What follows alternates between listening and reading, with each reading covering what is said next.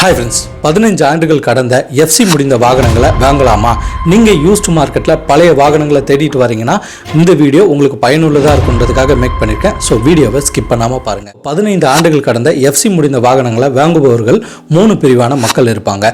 ஒன்று, அதாவது vintage car லவ்வர்கள், அதாவது பழைய கார்களை ரொம்பவே விரும்புவாங்க. அவங்க வாங்கி அதை மாடிஃபை செய்து ஆல்ட்ரேஷன் செய்து அந்த காரை ஓட்டுவாங்க. அவங்களுக்கு இது ஒரு நல்ல ஒரு விஷயம். இரண்டாவது, முதல் முறையாக ஒரு கார் வாங்க போவாங்க. அதுவும் புது கார் வாங்கினா எங்கேயாச்சும் போய் இடிச்சிருவோமோ, எதுவும் பிரச்சனை வந்துருமோன்னு பயப்படுவாங்க. அப்போது செகண்ட் ஹேண்ட் கார் வாங்கிட்டு கொஞ்ச நாள் ஓட்டி பழகிட்டு நல்ல ஓட்ட தெரிஞ்சதுக்கப்புறம் ஒரு புது கார் வாங்கலான்னு இருப்பாங்க. மூன்றாவது, நம்மளுக்கு ஒரு கார் இருக்கணும். எல்லாருமே கார் வச்சுருக்காங்க. இன்றைக்கி பஸ்லேயோ ட்ரெயின்லேயோ டிக்கெட் கிடைக்கிறது இல்லை. ஸோ அதனால் நம்ம ஃபேமிலியோட அக்கேஷனலாக ஊருக்கு போயிட்டு வரதுக்கு ஒரு கார் தேவை. அந்த கார் நல்லாவே மைலேஜும் கொடுக்கணும், மெயின்டெனன்ஸ் ஃப்ரீயாகவும் இருக்கணும்னா நிறைய பேர் ஒரு லாங் டேர்முக்காக 15 ஆண்டுகள் கடந்த காரை பட்ஜெட் விலையில் வாங்குவாங்க. இவர்களுக்கான பிரத்யேகமான வீடியோ தான் இது. முன்னாடி சொன்ன 2 பேரை பார்த்தீங்கன்னா அவங்களுக்கு எந்த விதமான பிரச்சனையும் கிடையாது. ஏன்னா பழைய காரை விரும்புவாங்க. அவங்க அந்த காருக்கு நிறைய மெயின்டெனன்ஸ் செய்வாங்க. காசு செலவு இருந்தாலும் பிரச்சனை இல்லை. இரண்டாவது சொன்ன பாயிண்ட்ல இருக்கவர் பழைய காரை வாங்கி அதில் எதுவும் பிரச்சனை வந்துச்சுன்னா கூட அப்போ மறுபடியும் ஆஃப் ரேட்டுக்கு அதை வித்துட்டு புது காரில் இன்வெஸ்ட்மெண்ட் பண்ணி வாங்கிடுவார். மூன்றாவது இருக்கவர் தான் ரொம்பவே பாதிக்கப்படுவார். ஸோ மூன்றாவது நம்பராக நீங்கள் இருக்கீங்களான்றதை நம்ம கமெண்ட்ஸில் சொல்லுங்கள். இப்போ இந்த மூன்றாவது நம்பர் ஒரு யூஸ்டு காரை எப்படி பார்ப்பார்னா, இப்போ உதாரணத்துக்கு ஒரு 800 காரை வாங்க போறாருன்னா அந்த காரை ஒரு 150 சொல்கிறாங்கன்னா நெகோசியேஷன் பண்ணி டீலர் ஒரு 135 140 கொடுப்பாரு. இவர் அந்த காரில் இருந்த இவரோட எதிர்பார்ப்பு என்னன்னா, அந்த காருக்கு அதிகமான மைலேஜ் கிடைக்கணும், குறிப்பாக சிஎன்ஜி இருந்துச்சுன்னா இன்னும் நல்லாவே இருக்கும், நம்ம ஃபேமிலியோட போயிட்டு வரதுக்கு சிறப்பாக இருக்கும்னு இந்த காரை பார்ப்பாரு. இவர் பார்க்க போகிற காரோ 15 ஆண்டுகள் கடந்த காரு. இந்த காரை வாங்கிட்டுறதுனால அவருக்கு என்னென்ன தொல்லைகள் ஏற்படும்னா, 15 ஆண்டுகள் கடந்த வாகனத்தை நீங்கள் வச்சுட்டு இருந்தீங்கனாலோ இல்லை புதிதாக வாங்க போகிறீங்கனாலோ அந்த காரில் என்னதான் மெயின்டெனன்ஸ் நல்லா இருந்தாலும் சரி, அந்த காரை நீங்கள் வீட்டுக்கு எடுத்துகிட்டு வந்தோடனே மறுபடியும் ஒரு மெக்கானிக்கிட்ட கொடுத்து அந்த காரை ரெடி பண்ணி தான் ஆகணும். ஏன்னா 15 ஆண்டுகள் ப்ரீவியஸாக ஒரு ஓனர் பயன்படுத்தியிருக்காரு. அதில் பொருள் தாய்மானமும் அதிகமாக இருக்கும். நீங்கள் எடுக்க போகிற காரோட ஸ்பேர் பார்ட்ஸ் வந்து என்னதான் விலை கம்மியாக இருந்தாலும் இன்றைக்கி இருக்க லேபர் காஸ்ட்டோட அதை போடும் போது ஒரு 10,000 ரூபாயிலேருந்து 8,000 ரூபா வரைக்கும் பில்லு வச்சிடும். ஸோ இது தானே முடிஞ்சிச்சு, பரவாயில்ல நீங்கள் சரி பண்ணால் கூட அடுத்தது காலப்போக்கில் அதை தேய்மானம் கொண்டுட்டு போய் நிறுத்திடும். மறுபடியும் நீங்கள் அந்த பொருளை மாற்றுற மாதிரி தான் இருக்கும். இப்போ இந்த காரை FC முடிஞ்ச கார்களை நம்ம வாங்குறதுனால நம்மளுக்கு இருக்கும் பெரிய சிக்கல் என்னென்னா, மத்திய அரசாங்கம் அண்மையில் 10 மடங்காக FC கட்டணத்தை உயர்த்தியிருக்காங்க. நம்மளோட சப்ஸ்கிரைபர் ஒரு நண்பர் கூட கமெண்ட்ஸில் சொல்லியிருந்தாரு, ஏன்பா பழைய கார்களை நாங்கள் வாங்கிட்டு அதுக்கு ஒரு 800க்கே நாங்கள் வந்து 20,000 வரைக்கும் FC பண்ணியிருக்கோம்னு சொல்லியிருக்காரு. ஸோ நீங்கள் வந்து ஒரு பழைய காரை வாங்குவீங்க, அந்த கார் கம்மியாக கிடைக்கும்னு வாங்கிடுவீங்க, அதுக்கு மெயின்டெனன்ஸும் மெக்கானிக்கல் ரிலேட்டடாக ஒரு 8,000 10,000 முதல் செலவு பண்ணுவீங்க. அதுக்கு டயர்கள் வந்து கட்டாயம் தேய்மானம் இருக்கும். ஸோ டயர்களுக்கும் நீங்கள் செலவு பண்ணுற மாதிரி இருக்கும். அடுத்தது இந்த காரில் பார்த்தீங்கன்னா பேட்டரி இஷ்யூ இருக்கும். இப்போ பேட்டரி இஷ்யூவை பொறுத்த வரைக்கும் நிறைய பேர் என்ன பண்ணுவாங்க, பழைய பேட்டரியை போட்டு அந்த கார் ஸ்டார்ட் ஆனால் போதும், ஒரு 10 கிலோமீட்டர் 20 கிலோமீட்டர் போனால் போதும், அதுக்கப்புறம் என்னென்னா நமக்கு என்னென்னு சில டீலர்கள் அதை சேல் பண்ணுவாங்க. ஸோ இதெல்லாம் நீங்கள் செக் பண்ணிவிட்டு, அதுவும் இல்லாமல் அந்த கார் எவ்வளோ கிலோமீட்டர் ஓடி இருக்குன்னு நீங்கள் செக் பண்ணி ஆகணும்.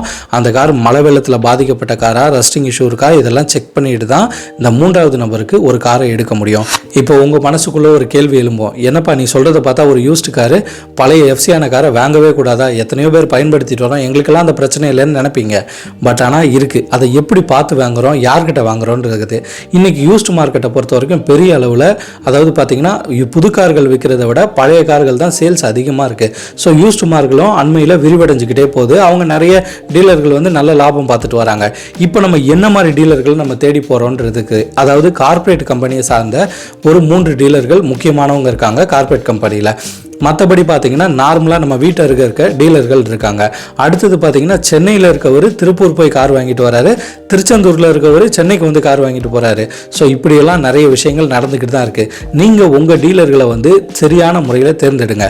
ஃபஸ்ட்டு உங்கள் வீட்டு அருகாமையில் இருக்கவங்க எத்தனை வருஷமாக அந்த பிஸ்னஸை செய்கிறாங்க, அவங்க ஜென்யூனானவங்களா, அந்த காருக்கு சர்வீஸ் ரெக்கார்டோடு அந்த காரை கொடுக்குறாங்களா, அவங்கக்கிட்ட இதுக்கு முன்னாடி வாங்கினவங்களாம் என்னென்ன ரிவ்யூஸ் போட்டிருக்காங்க, அது மட்டும் இல்லை நீங்கள் அந்த டீலரை நாடி போகும்போது அந்த டீலர் உங்களை எப்படி ரெஸ்பெக்ட் பண்ணுறாங்க, இதெல்லாம் பொறுத்து தான் நீங்கள் ஒரு டீலரை தேடணும். ஃபஸ்ட் அந்த டீலரை தேடிட்டு 15 ஆண்டுகள் பழைய கார் தான் நீங்கள் வாங்க போகிறீங்க முடிவு எடுத்துட்டீங்க, அதுக்கு செலவும் பண்ணிக்கலான்னு தயாராகிட்டிங்கன்னா ஃபஸ்ட்டு அந்த கார் மெக்கானிக்கல் ரிலேட்டடாக எலிஜிபிளாக இருக்கான்னு ஒரு நல்ல மெக்கானிக்கை வச்சு நீங்கள் செக் பண்ணிக்கோங்க. செக் பண்ணி பார்த்துட்டு அந்த காரில் இருக்க குறைகள் என்னென்ன இருக்குன்னு அந்த டீலர்கிட்ட எடுத்துறீங்க. டயர் இருக்குது, அதுக்கப்புறம் இன்ஜின் சிஸ்டம் இருக்குது, அதுக்கப்புறம் ஏசி கூலிங் இருக்குது, அதுக்கப்புறம் அதோட suspension setup, link rod, thyroid, pushes, இதெல்லாம் நிறைய பிரச்சனைகள் இருக்கும்.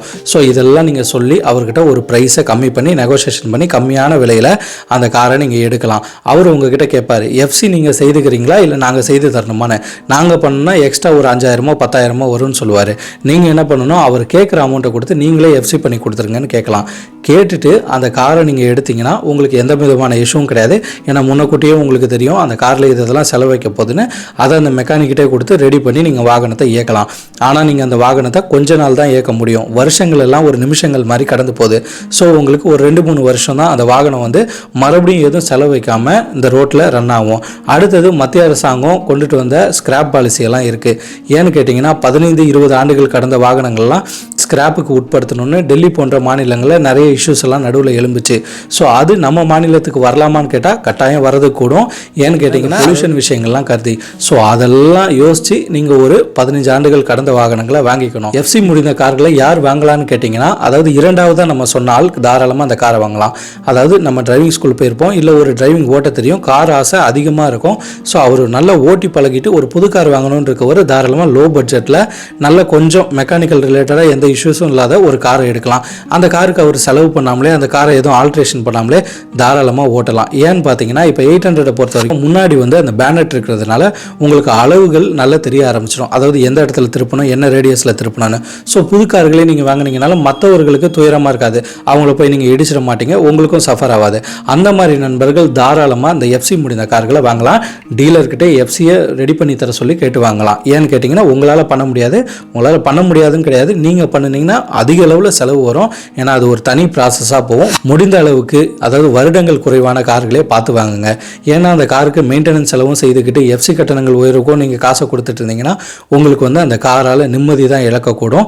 முடிஞ்ச வரைக்கும் அதை வந்து ஃபுல் கேஷில் கொடுக்க முடிஞ்சால் கொடுத்துருங்க. ஏன்னா இஎம்ஐ பார்த்தீங்கன்னா 12% 14% வரைக்கும் இன்னைக்கு யூஸ்டு மார்க்கெட்டில் அதுக்கு இன்ட்ரெஸ்ட் போட்டுட்ருக்காங்க. ஸோ இதெல்லாம் கருத்தில் கொண்டு ஒரு ஆகச்சிறந்த காராக நீங்கள் யூஸ்டு மார்க்கெட்டில் வாங்கிக்கலாம். இப்போ பார்த்துட்டு இருக்க நண்பர்கள் சொல்லுங்கள், உங்களுக்கு பழைய கார்களை பயன்படுத்தின அனுபவங்கள் இருக்கா? அதாவது 15 ஆண்டுகள் கடந்த வாகனங்களை யூஸ்டு மார்க்கெட்டில் வாங்கின அனுபவங்களையும் எஃப்சி கட்டணங்கள் எவ்வளோ கேட்டாங்க, நீங்கள் எவ்வளோ கொடுத்தீங்க, எல்லாத்தையும் நம்ம கமெண்ட் செக்ஷனில் சொல்லுங்கள். ஏன்னா எத்தனையோ நண்பர்கள் ஒரு கார் வாங்கணும், அது எத்தனை கிலோமீட்டர் ஓடி இருந்தாலும் பரவாயில்ல, எத்தனை வருஷம் கடந்திருந்தாலும் பரவாயில்ல, நம்மளுக்குன்னு ஒரு வாகனம் இருக்கணும்னு ஆசையில் இருப்பாங்க. அவங்களுக்கு நீங்கள் போடுற கமெண்ட்ஸ் வந்து ஒரு யூஸ்ஃபுல்லாக இருக்கும்.